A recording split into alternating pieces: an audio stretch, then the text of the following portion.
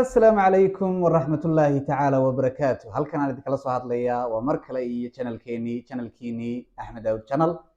وكفر أحسن هاي مرول بوحان عود سياهان دي كسود درا إن هذه نص عرضان سبسكرايب إسلام كان فوقيسان مقالكن سيو تضيو فربدن وجارو إسلام كان بالشدة يوقف فايديسه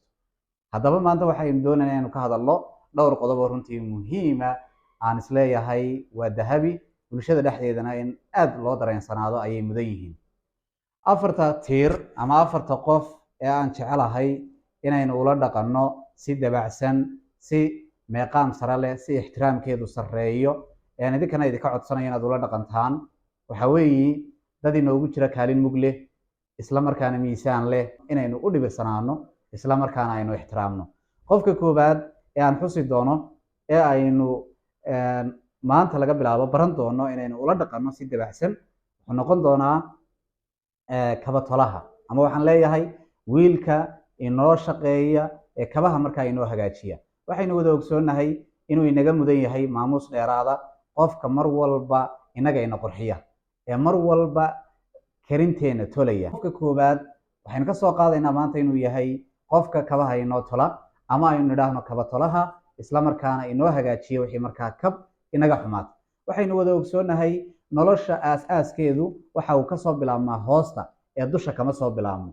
dadna waxay ka horumaraan waa inta ay ilaaliyaan oo ay ixtiraamaan oo ay dhiiri geliyaan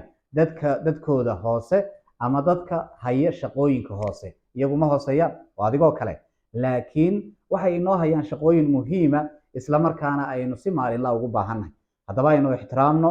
aynu u muujino maamuus dheeraada qofka kabaheena tolaya qofka labaad ee inaga mudan ixtiraamka iyo weliba qadarinta dheeraadkii waa qofka timaha inaga jaraan ama tima jaraha ama tima xiiraha waxaynu wada ogsoonahay haddii isbuuc ama bil aad isku ilowdo tinta in qof walba uu ku weydiinayo maxaa kugu dhacay maxaa iska kaa bedelay nolosha ma dhaqaale la-aan baa ku haysata maxaad u xiiri weyday timaha haddaba qofku marka uu timaha xiiro waxa uu dib u dhashaa ribon buu sameeyaa dib u dhalasho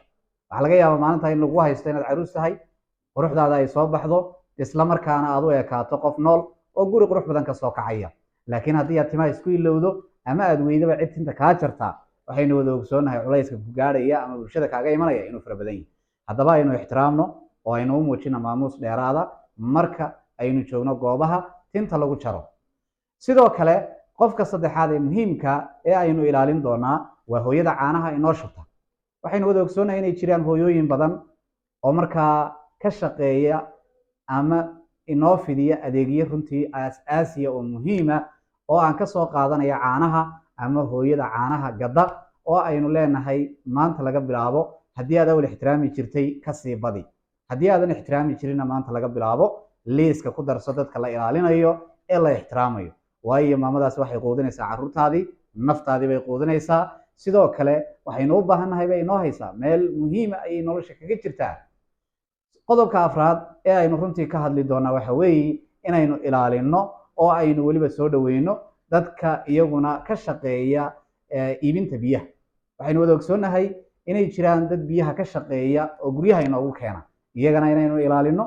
ayaa inaga mudan yihiin haddaba haddii aynu afartaa qof si fiican u daryeelo si fiican u ilaalino waxaa soo bixi doonta bulsho runtii isku filan bulsho runtii is ixtiraamta bulsho runtii dhammaystiranta isla markaana ka ugu hooseeya ilaa ka ugu sarreeya ay isku meeqaam yihiin